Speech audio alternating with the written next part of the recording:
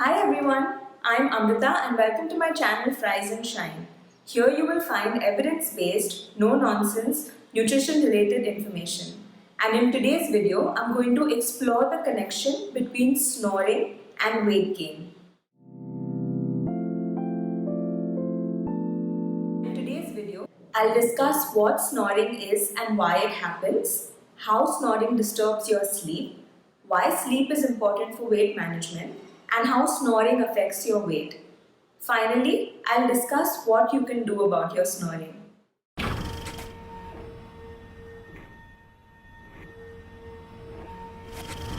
So, what is snoring? Most of us at some point in our lives have heard someone snore, and we know it's a super annoying and disturbing sound. Biologically, though, snoring occurs when there is any kind of obstruction to our breathing. So normally, your windpipe allows for the smooth passage of air through your nose and to your lungs and back out of your body from your lungs through your nose. But in people who snore, your windpipe gets constricted a little bit and the air has to push its way out of your body, which is what creates the infamous snoring sound. Now, while there are reasons like tonsils blocking your windpipe or a naturally narrow throat or lung diseases, a very common cause for snoring is obstructive sleep apnea. Obstructive sleep apnea or OSA is a common condition in which your breathing gets disrupted when you sleep. Most commonly, this is observed as snoring or suddenly waking up in the middle of the night gasping for breath. Depending on how severely your windpipe is constricted, it can even make you completely stop breathing for a couple of seconds. It is important to note that this process is more common in people who carry excess fat on their body, especially around the neck and around the abdomen. Why? Because as a normal part of our body's processes, our muscles lose tone at night. To explain it really simply, this means that your muscles relax at night.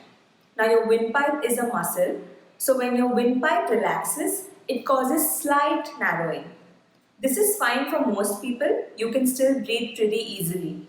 But if you're carrying excess fat around your neck, this can cause further compression and constriction of the windpipe, making it too narrow for air to pass through freely.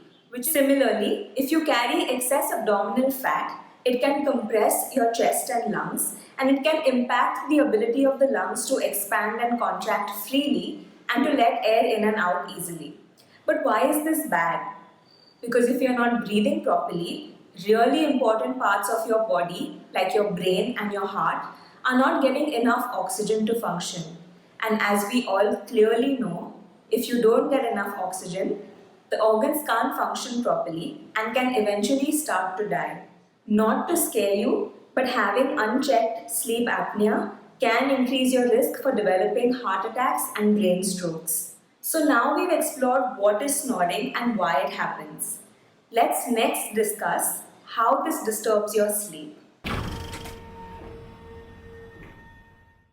And I'm not talking about the sleep of you, the listener of the snoring, but I'm talking about the sleep of the snorer.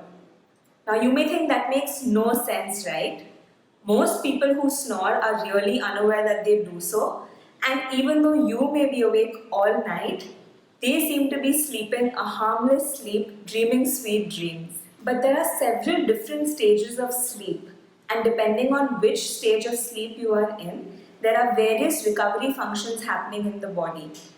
You can actually track a person's brain waves and determine which stage of sleep they're in, but basically, heart rate slows down, breathing slows down, immunity building, muscular repair, and all important repair work of the body happens when you are in deep sleep. And this is good. This is what's supposed to happen, and this is why it's really important to get sleep. When you snore, though, you don't reach these deep stages of sleep. And even though you are unconscious and physically asleep, your brain is more awake and alert than it would be if you were in deep sleep. And more so, it is on high alert because if you are snoring, parts of your body are not receiving oxygen. And if parts of your body are not receiving oxygen, your body perceives this as stress. And stress is not so good for fat burning. So what's going on fat-wise in the body when you don't get deep sleep? Firstly, it sets you up for survival and fat storage mode by pumping energy into your blood because your body thinks it's going to need this excess energy to fight off the source of stress. This energy is glucose or sugar. And you'll remember from my previous video, which you can check in the description below, is that when sugar is high, insulin is high. And when insulin is high, there is no fat burning. In fact, over time, it can even lead to more fat production. Chronically high levels of insulin can also cause insulin resistance, which left unchecked can progress to type 2 diabetes mellitus. Unchecked snoring and obstructive sleep apnea can even cause high blood pressure, high cholesterol, because remember, every single system in your body is overworked when you're stressed, and lack of deep sleep is a major stress for the body. Secondly, when you don't get enough deep sleep, this causes dysregulation of your hunger hormones, ghrelin and leptin. Ghrelin is the one that tells you to eat when you're hungry, and leptin is the one that tells you to stop eating because you are full.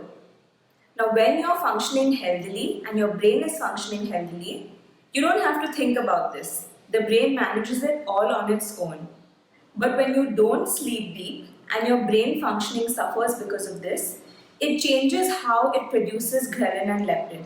It causes you to produce more ghrelin, which makes you want to eat more, and it produces less leptin, so your body never gets the correct sign to stop eating when it's full.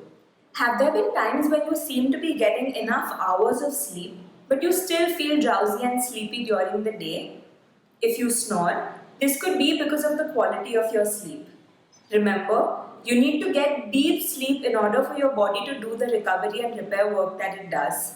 And if it doesn't get a chance to sleep deep, it's going to try and catch up on this all through the day, keeping you fatigued and low on energy. And no surprises, if you're tired all the time, you're not going to be able to exercise and perform the physical activity that you need to in order to lose fat and weight. Oh, and hunger cues get skewed too. Remember, tuning in with your body and eating only to the point of fullness may become a little difficult.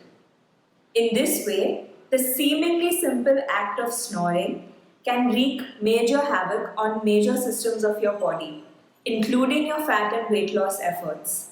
Phew! This seems like a little bit of an overreaction to a little lack of sleep, right? Wrong. We as a human species have evolved over so many years. Food, sex, and sleep are the only 3 things we really need as a species to stay alive. So when your brain and body doesn't get sleep, it perceives it as a threat to its survival, and it does all these crazy things to overcompensate to help keep you alive. Fortunately, there are some changes that you can make to reduce your frequency and occurrences of both snoring and sleep apnea. Engage in behaviors like eating a balanced diet, regularly exercising, and having enough physical activity to either reduce or to maintain healthy body fat levels, since we know that this is a factor that can contribute to snoring and obstructive sleep apnea. And while you're working on these lifestyle changes, there are several machines available for you to use to make sure that you continue breathing smoothly throughout the night. You can get a sleep study done, and a doctor can help you with your best options if you do have obstructive sleep apnea. OSA is not a life sentence, and it can definitely be managed. Reach out to me for a simple screening of 8 questions to determine what your risk of developing sleep apnea is. Instead of simply being an annoyance, your snoring can be a sign of some underlying condition, and it can help you change your health right around. That's all for today. I hope you found this video helpful. If you did, please like, share and subscribe to my channel, and share this video with other people who may also find it helpful. If you have any questions or concerns or would like to determine your risk for sleep apnea, please reach out to me. either over email, on Instagram, or in the comments below. I hope to hear from you and see you very soon. Until then, take care and keep shining.